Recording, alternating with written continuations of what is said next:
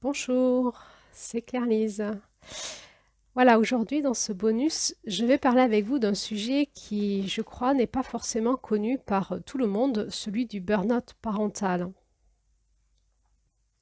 C'est vrai que dans notre société, on commence à connaître le mot burn-out et on dit, ben voilà, on a fait un burn-out professionnel. Et on va voir qu'on peut faire différents burn-out. Dans le burn-out parental, on parlera dans la prochaine audio du burn-out qu'on peut faire en tant que célibataire aussi, et oui. Et on va comprendre que le problème du burn-out, c'est un problème lié à notre société. Alors, si vous tombez par hasard sur cet audio ou parce que le titre vous a interpellé, sachez que vous êtes sur un podcast où on étudie depuis janvier la dynamique de chaque mois de l'année en lien avec des enseignements amérindiens dans une roue chamanique, c'est-à-dire une roue de l'année. Et donc, nous sommes en train d'étudier le mois de juillet. Et dans le mois de juillet, il y avait un conte qui s'appelait Celle qui aime toutes choses. Et dans ce conte, on a exploré la dimension sacrée de l'amour, de la famille, de la sexualité, du couple. Et c'est dans ce contexte-là que je propose cet audio. Donc, celle qui aime toute chose, hein, la mère du conte de juillet s'appelle Celle qui aime toute chose. Elle nous est aussi présentée comme la mère nourricière, la chaleur féminine, la gardienne des besoins de la famille. Elle nous apprend à être une mère qui prend soin. C'est vrai que dans ce conte amérindien, quand on le lit, il nous est présenté comme ça un couple parfait, une famille parfaite, une mère parfaite, des enfants parfaits. Et c'est un petit peu énervant parce qu'on se dit, et nous, on en est où et pourquoi on ne vit pas ça? Alors, j'ai vraiment eu la sensation que parler du burn-out parental, c'était vraiment parler de finalement l'ombre de l'énergie de juillet. Pourquoi on en arrive aujourd'hui à être épuisé d'être parent? Donc, j'avais envie d'investiguer avec vous cette question. Déjà, dans un souci de prévention, je pense qu'il est important que ça soit connu et que vous puissiez en parler autour de vous, parce que déjà de mettre ces mots-là soulagera beaucoup de monde. Et ensuite, eh bien, d'apporter peut-être des explications et des réponses. Alors, comment on peut définir le burn-out parental? On pourrait le résumer comme étant une problématique familiale, un trouble de la famille, du stress qui résulte en fait de trop de stress trop longtemps. Donc, il y a trop de stress trop longtemps et il n'y a pas assez de ressources pour y faire face. Donc, on va étudier les sources de stress dans cet audio, mais d'abord, je vais vous dire que le burn-out parental a vu son évolution dans les années 2000. On a commencé à parler du burn-out parental dans la littérature dans les années 2000, mais il n'y en avait pas encore assez pour que ça intéresse les thérapeutes et le public. Et donc, ça fait à peu près une quinzaine d'années que ça prend beaucoup d'ampleur. Alors, il faut savoir que ce n'est pas forcément encore connu des thérapeutes. Et donc, il est possible que vous soyez dans un burn-out parental, que vous consultiez et qu'on ne vous a jamais posé ces mots-là. Alors, c'est un sujet qui a intéressé les chercheurs et les chercheurs en sociologie. Et donc, ils se sont aperçus que c'était international, hein, ça touchait toute la planète entière, mais quand même qu'il y avait la partie nord de la Terre, la partie occidentale était euh, bien pire que celle du sud. Et ils en ont conclu que c'était probablement largement par rapport à la société individualiste qui fait flamber le problème du burn-out parental. Ils ont observé aussi que ça touchait deux mères pour un père, avec probablement l'aspect un peu plus de la mère un peu plus proche de l'enfant, donneuse de soins, et donc elle est naturellement plus exposée au stress lié à l'enfant. Les chercheurs estiment que ça touche à peu près entre 5 et 8% des parents, ce qui fait en France 90 000 parents par an.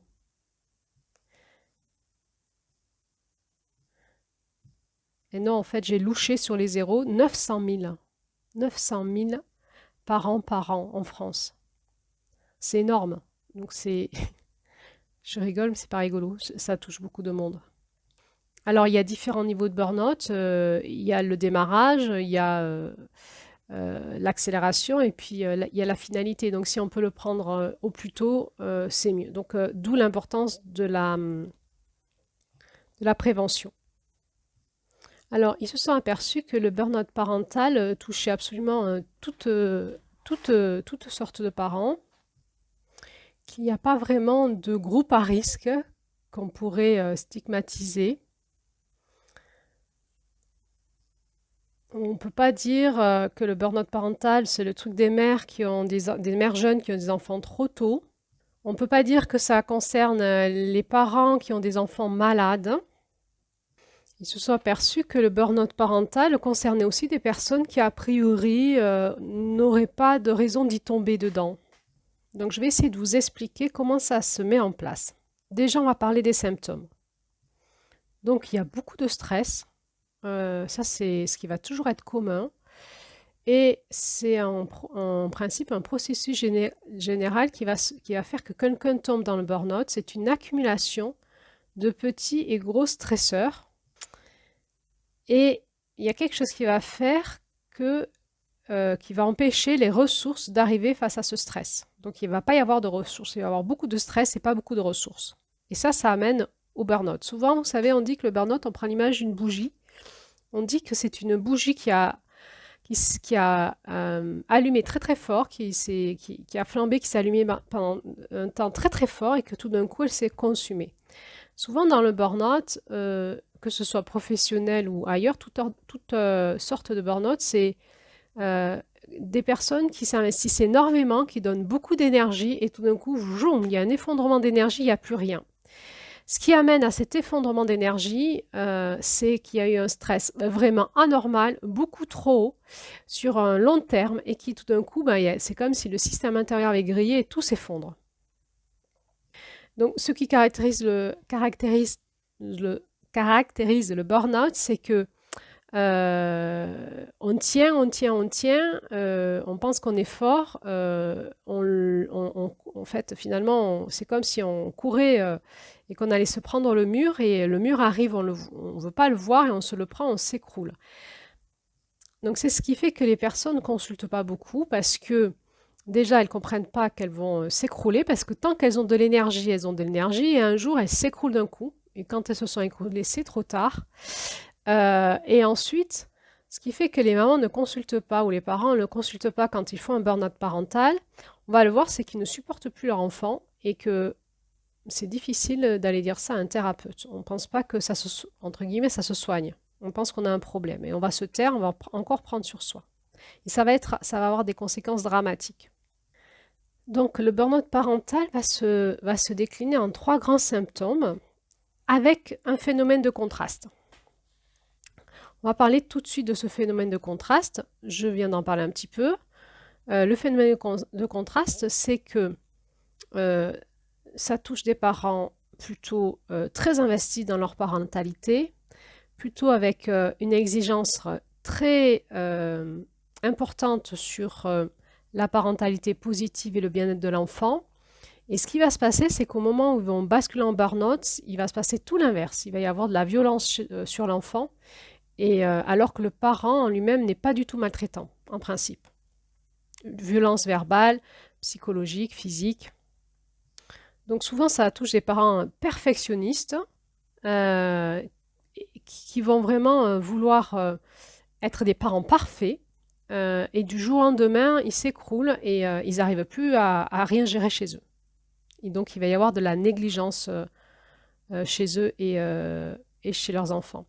Ça peut toucher des mères au foyer. C'est pas du tout lié au fait que les mères travaillent. Et ça peut vraiment toucher les mères au foyer qui, à un moment, se mettent énormément de pression et vont arriver jusqu'au burn-out. Donc, les 3 grands symptômes, le premier, c'est l'épuisement. L'épuisement sur un plan émotionnel, mais aussi sur un plan physique.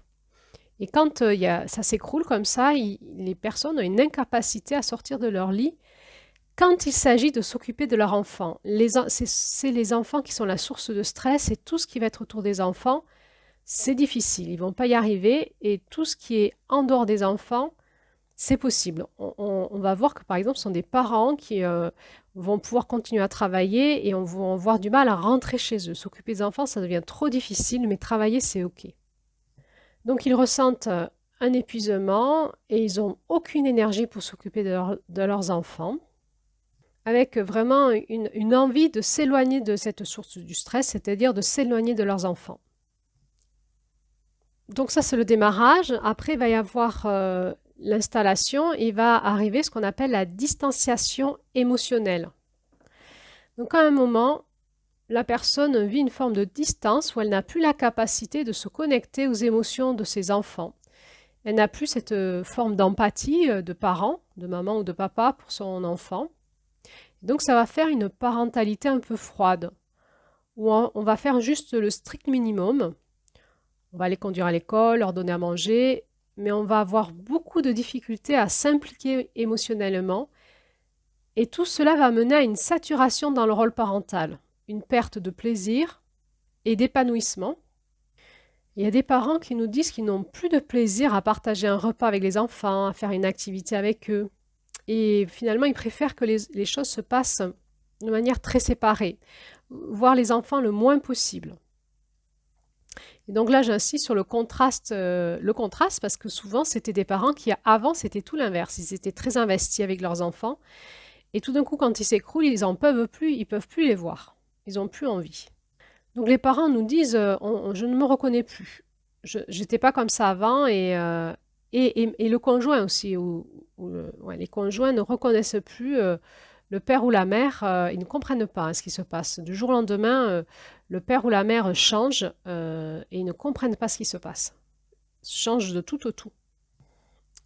Et le dernier symptôme, ça va être finalement un sentiment de dévalorisation et de manque de confiance en soi, avec ce sentiment d'échec quant à sa capacité d'être parent, qui peut amener une forme de dépression, pouvant aller jusqu'à des idées suicidaires et même l'envie de disparaître. Pourquoi? Parce que la chose qui caractérise le burn-out parental par rapport au burn-out professionnel, c'est que la source du stress, ce sont les enfants, et quand on a des enfants, on est parent à vie.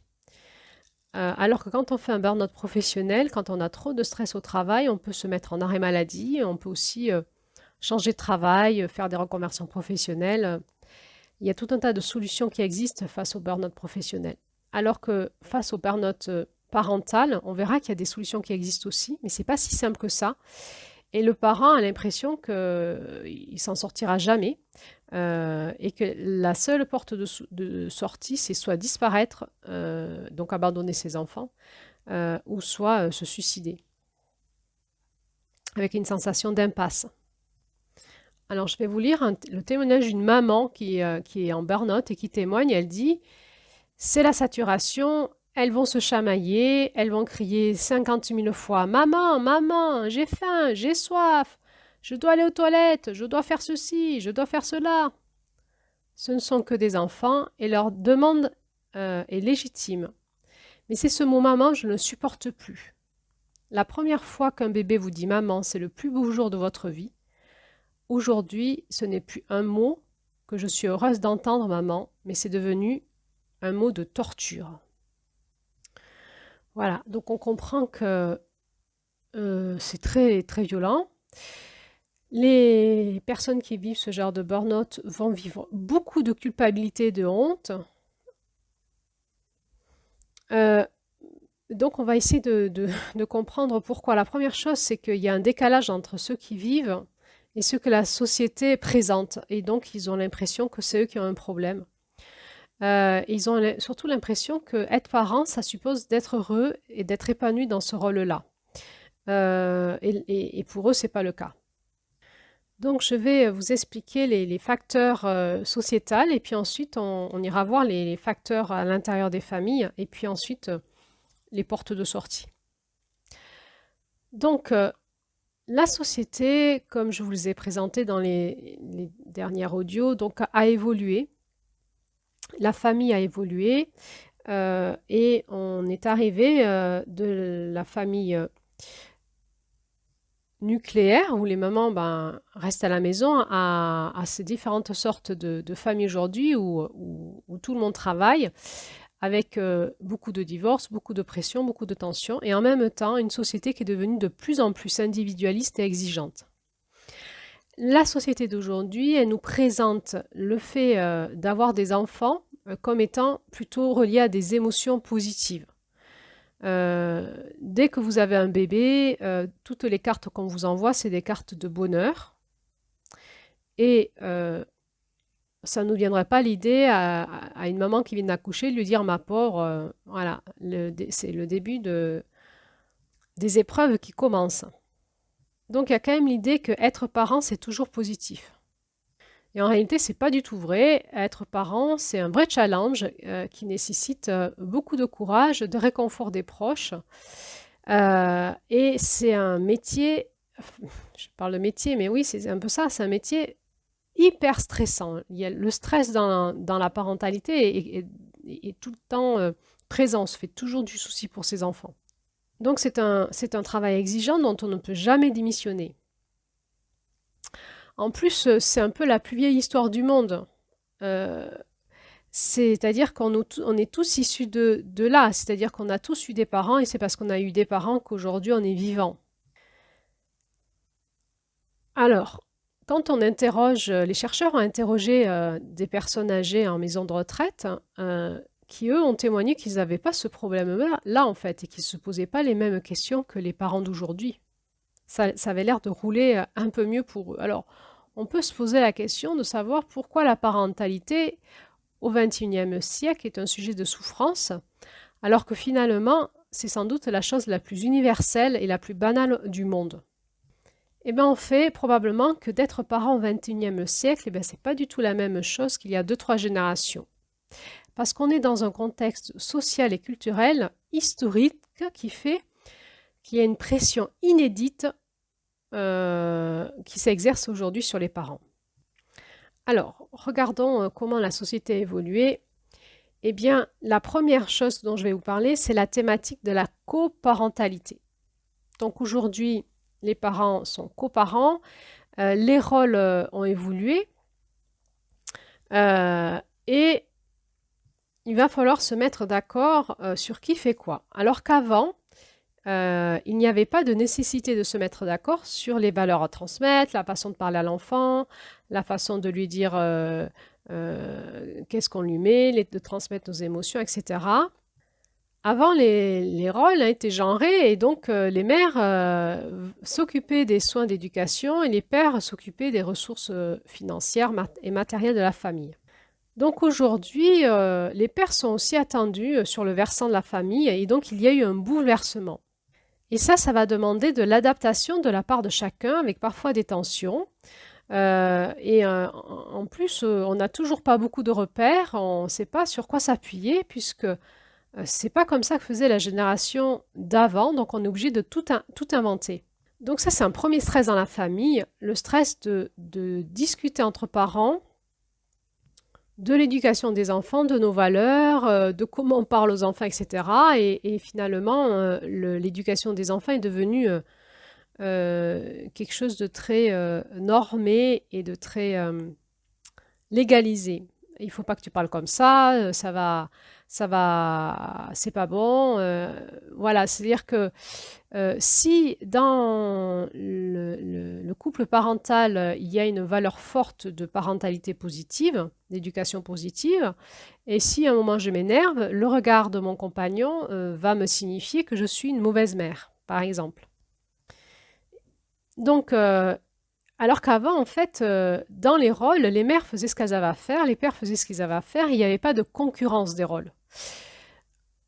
Aujourd'hui, juste le regard de mon compagnon dans l'éducation de mes enfants peut me mettre énormément de pression. Et du coup, la pression aussi voilà, il va plus m'aimer, il va avoir une image négative de moi. Il faut que je sois une bonne mère pour répondre aux valeurs d'éducation de mon compagnon. Donc c'est la première chose, la coparentalité, c'est déjà une source de pression énorme. Bizarrement, puisqu'on aurait eu l'impression que le fait maintenant de se partager les rôles et les tâches aurait dû soulager du stress, mais pas forcément. Ensuite, on est donc dans cette société individualiste qui prône l'autonomie et qui prône le bien-être de chacun.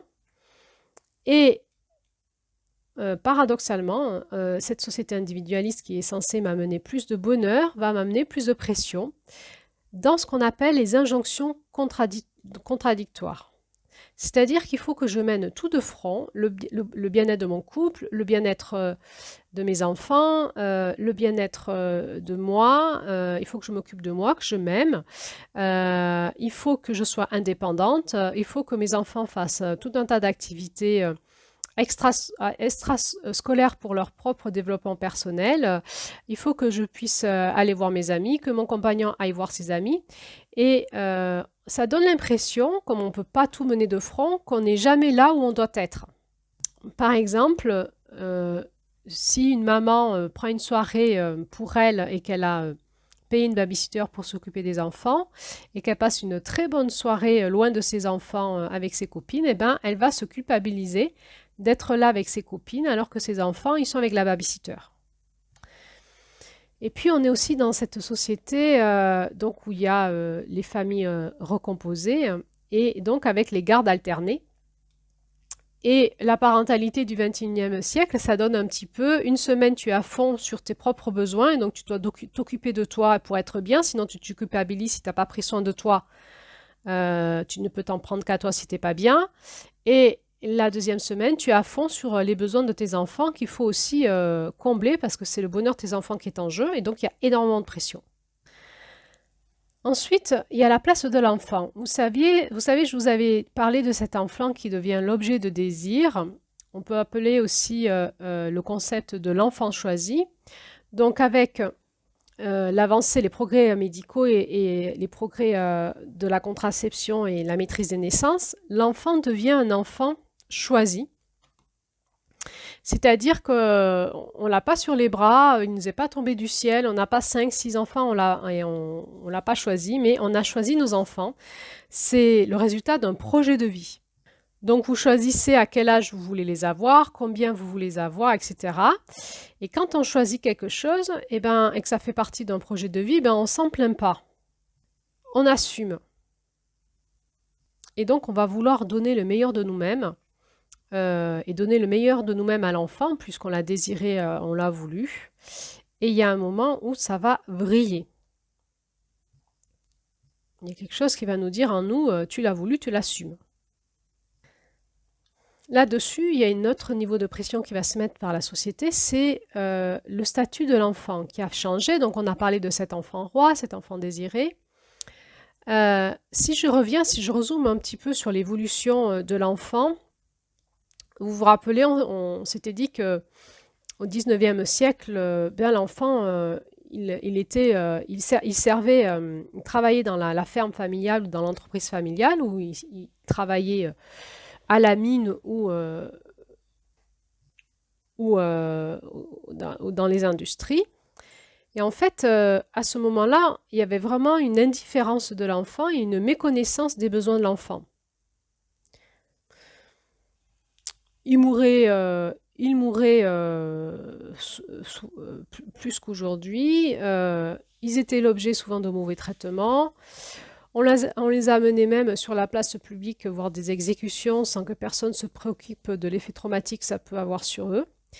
Et puis, il y a eu au XXe siècle un tournant très important sur les prises de conscience sociétales sur les besoins des enfants. Alors, dans un premier temps, ce n'était pas pour la bonne des raisons, c'était en lien avec les guerres mondiales, où tout d'un coup, après la Première Guerre mondiale, on savait qu'il allait arriver la Deuxième Guerre mondiale et il fallait regonfler les troupes. Et donc, on s'est vraiment préoccupé autour de la baisse de la natalité. Et les États européens se sont préoccupés de savoir comment ils allaient faire pour augmenter la natalité et baisser la mortalité infantile. Donc, il y a eu des campagnes qui ont été faites à la fois sur l'allaitement, sur l'hygiène. C'est à ce moment-là où on a construit des maternités, on a médicalisé la naissance Et la fête des mères est arrivée pour essayer de dire aux mères, faites des enfants, faites des enfants. Et donc là, tout d'un coup, l'enfant a pris une place plus importante parce qu'il y avait une notion de survie pour l'État français, enfin, les États, et donc de protection à l'enfance, à mettre en place des États sur les enfants pour finalement après mieux faire la guerre derrière. Et c'est après la Deuxième Guerre mondiale qu'il y a eu de nouveau un tournant important et c'est l'émergence de la psychologie de l'enfant. Pourquoi? Parce qu'il y a eu des travaux pendant la Deuxième Guerre mondiale qui ont montré que les enfants n'ont pas seulement besoin d'être bien nourris, logés, blanchis pour survivre, mais ils ont mis en évidence qu'ils avaient aussi énormément besoin d'affection. Et donc, c'est développer la psychologie de l'enfant qui va petit à petit entraîner à propos des enfants une visée d'optimisation. Ça veut dire quoi? Ça veut dire optimiser leur développement dans tous les domaines, au niveau cognitif, affectif, émotionnel, relationnel, social, etc. Et ça, c'est ce qui va mettre un gros coup de pression. C'est-à-dire qu'on a un enfant et puis il faut optimiser son développement sur tous les domaines. C'est ce qu'on va appeler la psychologie positive et je vais essayer de vous expliquer comment elle s'est tissée un peu partout dans le tissu social et elle met énormément de pression à tout le monde. Il y a eu un point culminant sur tout ça, c'est la Déclaration des droits de l'enfant en 1989. Alors, la Déclaration des droits de l'enfant, peut-être que vous ne connaissez pas, vous ne l'avez jamais lue. Si vous êtes parent, vous n'avez pas l'impression que ça vous concerne plus que ça. Et en fait, ça a vraiment mis un coup d'accélérateur au niveau de la société et au niveau des parents, de la charge sur les parents et au niveau de la responsabilité des États. Et ça a impacté tout le monde. Donc, cette déclaration des droits de l'enfant va donner à l'enfant un nouveau statut et des droits. Et alors là, c'est absolument terminé pour lui de reprendre la ferme familiale ou de devenir avocat comme papa. Cette charte, cette déclaration des droits de l'enfant, elle va changer fondamentalement le rôle parental parce que après cette déclaration des droits de l'enfant, ce ne sont plus les parents qui imposent, qui éduquent et qui font obéir, mais les parents vont devenir ceux par qui les enfants sont.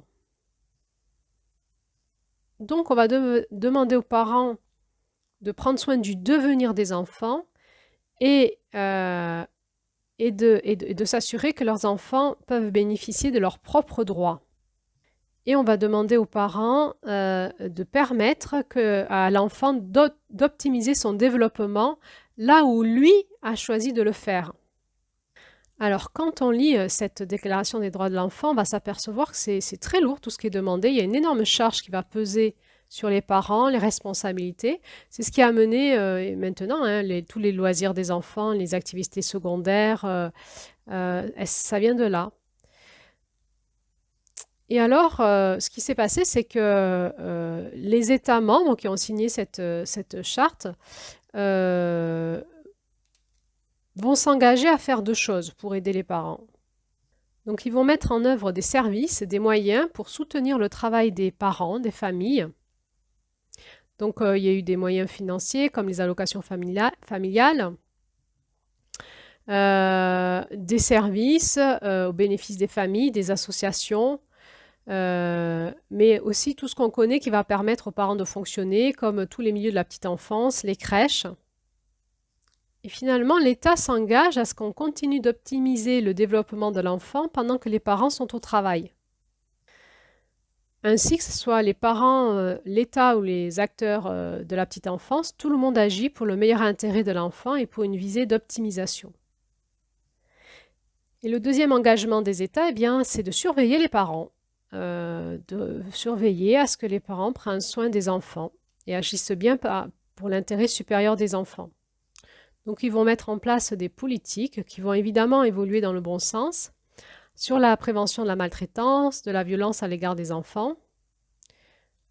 Et on va vivre donc de très grands progrès, mais aussi une très forte surveillance de l'État qui fait qu'aujourd'hui, si vous bousculez un petit peu votre enfant à la sortie de l'école parce qu'il est pas sage, ben, vous allez être méchamment regardé et vous allez vivre le regard social comme compliqué, surtout si la maîtresse vous regarde avec toujours un petit peu la peur quand vous envoie les services sociaux à la maison.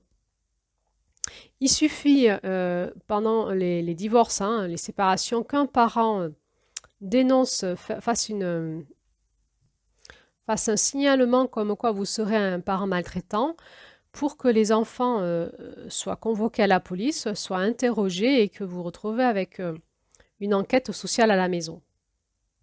Donc bah, c'est positif, mais c'est aussi négatif dans le sens où ça exerce une pression très importante puisqu'on va être surveillé dans sa manière d'être avec nos enfants, dans la manière dont on les éduque. Et donc évidemment, on ne va pas les envoyer à l'école avec des habits tout sales, des cheveux tout gras. Donc on va faire attention à ce que nos enfants présentent bien. Donc fini le règne du pater familial, de faire ce qu'on veut, de celui qui a le droit de vie ou de mort sur les enfants. Et là, non, on est quand même soumis particulièrement à l'œil du cyclone.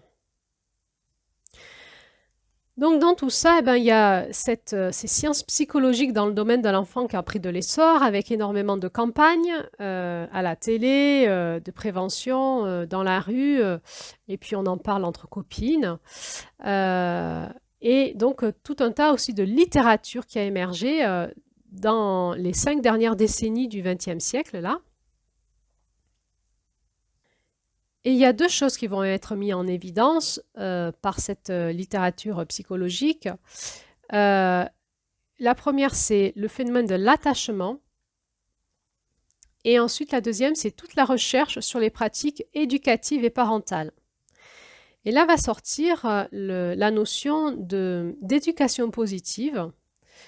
Et ça va sortir dans des ouvrages de vulgarisation pour que le message rentre et dans des campagnes d'affichage sur toutes sortes de sujets. Et les parents vont vivre des injonctions à la parentalité positive. On va retrouver ça dans les magazines People, que vous lisez dans la salle d'attente de votre médecin. Et vous allez lire toutes les bonnes pratiques à avoir avec vos enfants. Donc je vais vous lire un petit texte de manière humoristique pour nous faire sourire sur la psychologie positive. Alors, assurez-vous que les besoins de votre enfant soient rencontrés au niveau académique, émotionnel, psychologique, nutritionnel et sociaux. Prenez soin de ne pas surstimuler votre enfant ou le sous-stimuler, de ne pas le médiquer de manière inappropriée, de ne pas l'exposer à des écrans. Nourrissez votre enfant avec des aliments sains, non transformés, sans IgM, peu énergétiques, bons pour le corps et éco-responsables, issus du commerce équitable, sans emballage plastique ni pesticides. Soyez un parent chaleureux, bienveillant et alliez justement cette bienveillance avec la fermeté. Montrez-vous sympathique sans être permissif, attentif, sans être contrôlant. Parlez plusieurs langues à la maison. Ayez un enfant en moyenne tous les 2 ans avec 2 ans d'intervalle dans la fratrie pour le développement. Et surtout, n'oubliez pas l'huile de coco. Voilà, c'est un petit clin d'œil et on voit dans ce texte l'optimisation du développement, les recommandations, les injonctions, la planification de l'enfant, etc. Et c'était un petit texte qui passait sur Facebook et en face, il y avait le contraste des années 82 où il y avait marqué « Nourrissez-les parfois ». Point. Et donc, on voit que dans les années 80, il y avait des préoccupations plutôt liées à des besoins primaires de survie. Et là, maintenant, on est dans une optimisation qui prend beaucoup d'allure complètement démesurée parfois. Donc, il y a eu tout un tas de conseils sur plein de choses, sur l'allaitement des enfants, sur tout un tas de choses qui a mis beaucoup de pression aux parents qui ont souvent voulu y répondre, bien faire. Et cette pression a été augmentée par des campagnes de communication qu'on a retrouvées sur les réseaux sociaux, que les parents eux-mêmes ont relayé énormément, comme si c'était quand vous avez votre copine qui vous envoie le petit message sur Facebook de parentalité positive, tout le monde like, tout le monde met des cœurs, le partage, et tout ça c'est finalement source de stress parce que c'est complètement en dehors de la réalité. Et a émergé cette croyance qu'on appelle l'enfant déterministe, c'est-à-dire que si on ne répond pas à toutes ces injonctions, et parce qu'on on a un méchant baby blue, parce que on est fatigué, parce que on est comme on est, eh bien l'enfant va avoir des séquelles. Et donc on est vraiment sous une forme d'endoctrinement. Donc une forme de manipulation et d'emprise. Donc ce qu'on peut voir là, c'est que la pression qu'ont les parents aujourd'hui à l'échelle de l'histoire, en fait, elle est considérable, elle est surtout inédite. C'est vraiment un contexte qu'on n'a jamais connu avant. Donc ces pressions sociétales vont toucher plutôt certaines catégories de parents, parce que pourquoi certains parents font des burn-out et d'autres pas, puisqu'il y a les mêmes pressions sociales? Eh bien, ceux qui sont sensibles à ces pressions sociales vont être plus touchés que ceux qui ne sont pas sensibles. Et qui sont sensibles à ces pressions sociales? Eh bien, ce sont les parents perfectionnistes, qui vont viser des standards très élevés, qui sont très au courant de ce qu'il faut faire pour que leurs enfants s'optimisent sur le plan de leur développement et qui vont donner le maximum qu'ils peuvent jusqu'à un moment s'effondrer et ils vont donc s'inverser. Ce qui va générer donc après ce sentiment d'énorme culpabilité et de honte et qui ne vont pas oser en parler. D'autre part, encore quelque part comme piégés, bloqués par les réseaux sociaux où les parents qui postent des photos de leurs vacances avec leurs enfants vont toujours poster la photo où tout le monde va bien, où tout le monde sourit. Et ça peut donner l'impression pour les parents qui sombrent dans un burn-out parental que toutes les familles vont bien sauf eux. Et donc ils vont s'enfermer dans le silence, ils vont rien dire. Ils vont se culpabiliser. Donc comment ces parents arrivent à faire un burn-out? Eh bien, je vais vous proposer de retenir l'image d'une balance. Donc tout le monde éprouve du stress dans la parentalité. C'est impossible d'élever ses enfants sans éprouver du stress. On a du stress au quotidien, mais on stresse aussi de tout ce qui pourrait leur arriver. Donc en fait, être parent, c'est stressant. Mais vous n'allez jamais tomber dans un burn-out si ce stress parental il est compensé par des ressources qui vous permettent d'y faire face. Alors, du coup, qu'est-ce qui fait que vous tombez dans un burn-out? C'est que vous avez du stress et plein de petits stress. Des fois, c'est des petits stress avec quelques gros stress qui font que dans la balance du stress, côté balance stress, il y a beaucoup de stress. Et du côté de la balance des ressources, eh ben, il n'y a pas beaucoup de ressources parce qu'il y a quelque chose qui bloque. Alors, on va regarder les différents stress. Donc, le premier stress, ce sont les stresseurs, ce qu'on appelle sociodémographiques. Par exemple, si vous êtes une famille monoparentale, en principe, c'est un peu plus stressant que d'avoir un conjoint sur qui s'appuyer. Si vous avez vos parents, donc les grands-parents qui sont pas loin, c'est moins stressant que si vous êtes isolé. Si vous avez des amis à qui confier vos enfants quand l'un va pas bien ou quand la maîtresse est malade ou qu'il y a grève de la cantine, c'est moins stressant que si vous êtes seul à gérer tout ça. Si vous avez un seul enfant, c'est peut-être moins stressant que si vous en avez 5. Si vous vivez dans une grande maison, c'est peut-être moins stressant que si vous vivez tous entassés dans une petite maison. Ce qui va aussi augmenter le stress, c'est le fait de ne pas avoir de revenus suffisants pour vous occuper de vos enfants. Voilà. Donc, il y a ces stresseurs sociodémographiques. Deuxième source de stress, les stresseurs situationnels. Par exemple, si vous avez des enfants avec des troubles d'apprentissage ou des besoins spécifiques ou une maladie. Donc, c'est une situation particulière qui est spécialement stressante. Ensuite, il y a les stresseurs personnels. Par exemple, tout ce qui est la fragilité du parent, quel qu'il soit, et aussi ce côté un peu perfectionnaliste. Donc si vous êtes perfectionnaliste, ça va vous ajouter énormément de stress parce que vous allez vouloir suivre toutes les recommandations qu'on va vous donner sur la parentalité, manger bio, leur faire des petits plats, allaiter, faire la purée toute fraîche, ne jamais ouvrir une boîte de conserve, ne jamais faire de pâtes, ne pas manger de gluten, que vos enfants soient alignés au niveau des couleurs de la tête aux pieds, que le linge soit propre, que toutes les tenues soient toujours assorties, que votre maison soit propre, de faire des petits gâteaux, les goûters faits maison, etc., etc.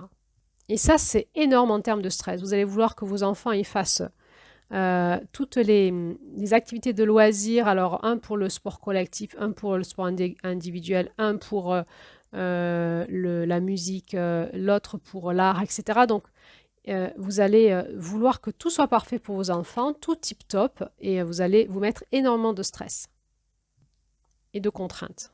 Ensuite, on va parler des stresseurs liés à la relation avec l'enfant. C'est toutes les pratiques qu'on utilise avec nos enfants et qui marchent plus ou moins bien dans notre relation. Par exemple, si vous êtes un parent pas trop consistant dans l'éducation, l'enfant le sent et si vous dites non à un enfant et que vous n'êtes pas trop consistant, l'enfant il va insister, insister, insister parce qu'il sait qu'à un moment vous allez lâcher l'affaire, que vous allez dire oui. Et ça, en fait, si vous avez 1, 2, 3 enfants et que vous dites non une fois et qu'il insiste 10 fois, avec 3 enfants, ça fait 30 demandes pour 3 en fait. Alors que si vous avez un petit peu de consistance et d'autorité, quand vous dites non à l'enfant, il s'arrête. Donc les stresseurs relationnels, on va regarder comment vous rentrez en relation avec vos enfants et qu'est-ce qui est stressant pour vous et pour l'enfant. Enfin, on va parler de ce qu'on appelle les stresseurs familiaux. Et là, c'est justement le fonctionnement de la coparentalité. Donc, est-ce que vous êtes raccord avec votre conjoint et les autres personnes qui s'occupent de votre enfant, la nounou, les enseignants, sur les valeurs à transmettre, la façon de faire, qu'est-ce qu'on dit au sujet du conflit? Est-ce que le partage des tâches est fluide dans votre famille? Est-ce que, par exemple, vous êtes dans une famille dans laquelle il y a des routines familiales qui diminuent votre charge mentale, etc., etc. Donc voilà, tous ces stresseurs, tout le monde les a, mais ce qui va faire la différence sur celui qui va partir en burn-out, c'est qu'il va y avoir une accumulation de petits et gros stresseurs et il y a quelque chose qui va bloquer les ressources d'arrivée. Donc il n'y a pas besoin d'avoir un enfant gravement malade. Des fois, les personnes qui ont des enfants gravement malades ont beaucoup de ressources. Alors, qu'est-ce qui empêche les ressources d'arriver? Souvent, c'est le perfectionnalisme. Quelqu'un qui est perfectionnaliste, il va facilement s'empêcher d'aller chercher des ressources parce qu'il va considérer que tout ce qui est fait par quelqu'un d'autre ne sera pas bien fait et que donc il faut que ce soit lui qui fasse tout pour que ça soit bien fait. Et donc, il ne va pas aller chercher de l'aide et du soutien. Par exemple, alors, par rapport à tous ces stresseurs, on s'est aperçu, les chercheurs nous disent que les stresseurs sociodémographiques et situationnels pèsent beaucoup moins lourd dans la balance, ce qui est une bonne chose parce qu'on ne peut pas trop les bouger, ceux-là. On ne peut pas réduire le nombre d'enfants, faire en sorte que notre enfant qui est dyslexique ne soit plus, augmenter nos ressources d'argent si on ne les a pas, etc. Mais par contre, ce qui pèse lourd dans la balance, c'est tous les processus psychologiques sur les stresseurs, la personnelle, le perfectionnalisme, la coparentalité, etc. Et la bonne nouvelle, c'est que c'est sur cela qu'on va pouvoir, on peut en plus cela bien les bouger en fait. Donc on va avoir un pouvoir d'action sur cela pour baisser le stress parental et baisser du coup le phénomène du burn-out. Qu'est-ce qu'on s'aperçoit quand quelqu'un est en burn-out? Si on fait des prélèvements, on s'aperçoit qu'il a des taux de cortisol dans son corps très très élevés, donc en hyper-stress. Et les chercheurs nous disent même qu'il est plus élevé que des personnes qui vivent des violences conjugales. Donc c'est vous dire combien les parents ont des doses de cortisol très élevées à des seuils qui amènent à des doses toxiques en fait. Et c'est ce qui fait que les parents, quand ils sont en burn-out, n'arrivent plus à se lever du lit. Donc, qu'est-ce qui va se passer? Le cortisol va perturber toute la journée, hein, ils vont être hyper stressés, ça va perturber le sommeil, ça va perturber votre capacité physique et le fait de pouvoir vous mobiliser. Et donc, ça va aller de plus en plus mal pour vous. Et donc, quelles vont être, c'est une spirale infernale qui s'amorce, et quelles vont être les conséquences du burn-out parental? Ben, il va y avoir 3 conséquences, un pour le parent lui-même, l'autre pour les enfants et le dernier pour le couple. Pour le parent lui-même, c'est cette présence de cortisol qui va amener des problèmes psychosomatiques. Parce que quand vous avez trop de cortisol dans votre corps, ce qui va se passer, c'est que ça va faire tout flamber, tous les petits maux du quotidien. Donc, si vous êtes migraineux, vous allez avoir beaucoup de migraines. Si vous avez des lombalgies, vous allez avoir mal au dos tous les jours. Si vous avez des problèmes de digestion, ben, vous n'allez plus arriver à manger. Si vous avez l'estomac serré, ben, vous n'allez plus avoir faim, etc., etc. Donc, c'est ce qu'on appelle la spirale du stress. Donc ça, c'est physique et somatique, psychosomatique. Et puis, il va y avoir... ce qui va se passer, c'est que ce surstress va amener une intolérance au stress et donc une intolérance à tout ce qui se passe avec vos enfants qui vous stressent. Et donc, cette spirale va amener à la fin que vous allez vous sentir un mauvais parent, la sensation d'être piégé, de jamais vous en sortir, puisque c'est un travail à plein temps dont on ne peut pas démissionner. Et vous allez avoir une forme de dépression et des idées suicidaires. Donc, vous n'êtes pas très bien. Il va y avoir des conséquences aussi sur les enfants, avec une flambée de la négligence et de la violence. Alors, la négligence, elle est forcément liée à votre état d'épuisement, à cet état d'épuisement, à la perte de plaisir. Par exemple, les parents sous burn-out vont laisser les jeunes enfants sans surveillance avec tous les risques domestiques que cela suppose. Mais il va y avoir aussi une négligence dans les soins. Par exemple, l'enfant aurait besoin d'aller chez le dentiste. Mais en fait, la personne en burn-out n'a vraiment pas envie d'y aller, elle n'a pas le courage et elle dit c'est pas possible, elle va traîner et l'enfant ne va pas avoir de soins. Il va y avoir aussi une négligence au niveau de l'aide pour les devoirs scolaires parce qu'on n'a plus l'énergie d'aller s'asseoir à côté, c'est devenu impossible et en fait on ne supporte plus la proximité de l'enfant. Donc il va y avoir aussi de la violence, d'abord de la violence verbale. Et les parents, ils disent qu'ils sont arrivés à dire des choses à des enfants qu'ils n'auraient jamais pensé pouvoir dire de leur vie, quoi. Ils en ont conscience, hein, ils ont conscience qu'il ne faut pas le faire, ils ne peuvent pas faire autrement, ils le disent. Et souvent, c'est à ce moment-là qu'ils vont consulter. C'est quand tout d'un coup, ils vont trop loin, ils consultent parce qu'ils ont peur pour leurs enfants. Parce que la violence verbale, elle peut se transformer aussi à un moment en violence physique. Alors qu'en réalité, les parents n'ont pas du tout un profil de parents maltraitants, au contraire, hein, et donc ils vont vraiment avoir beaucoup de difficultés à vivre ce qu'ils vivent.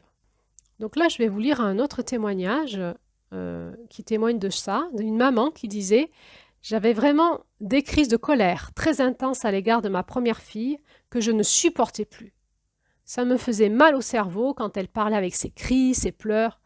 Du coup, j'avais vraiment des hurlements hystériques très violents, une violence verbale très forte. J'essayais très fort de lutter contre la violence physique, mais il m'arrivait d'avoir eu envie de la tuer. Un jour, elle ne voulait plus faire la sieste. Or, la sieste, j'y tenais. Ce n'était juste pas possible encore de gérer l'après-midi si elle ne dormait pas. Du coup, je l'avais mise dans son lit très violemment et sa tête avait heurté le bord du lit. Elle s'est mise à pleurer et là, j'ai vraiment eu envie de la boxer jusqu'à la mort. Et là, je me suis dit que je ne pouvais plus, que je mettais mes enfants en danger. Voilà, donc c'est souvent quand il y a un passage à l'acte comme ça que les parents viennent consulter. C'est pour eux difficile, hein, parce qu'ils sont pleins de culpabilité, de honte. Et finalement, ils vont être soulagés qu'on puisse prononcer le mot burn-out parental. Donc, ce que j'aimerais dire quand même, c'est que les 3 symptômes ne vont pas arriver comme ça. D'abord, ça commence par l'épuisement. Ensuite, il va y arriver la distanciation émotionnelle. Et puis après, la saturation avec toute la dépression, la saturation, quoi.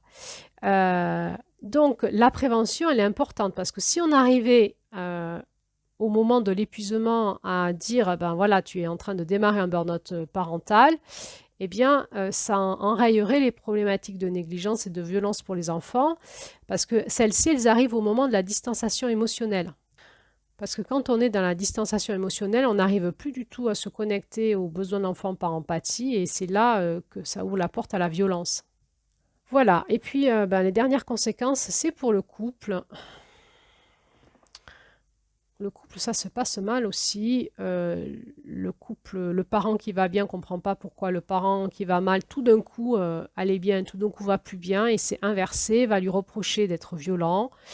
Euh, il va y avoir des envies de s'échapper du couple, des pensées adultères, cette envie de recommencer sa vie sans enfant avec quelqu'un d'autre. Il va y avoir beaucoup de conflits dans le couple. Il va y avoir des conflits sur des choses pour lesquelles avant ça roulait bien et qui ne roulent plus du tout. Et donc, vous pouvez comprendre que le burn-out parental, c'est vraiment très difficile à vivre, hein. C'est une spirale vraiment infernale où tout le monde va aller mal et où on a la sensation qu'il n'y a pas de porte de sortie.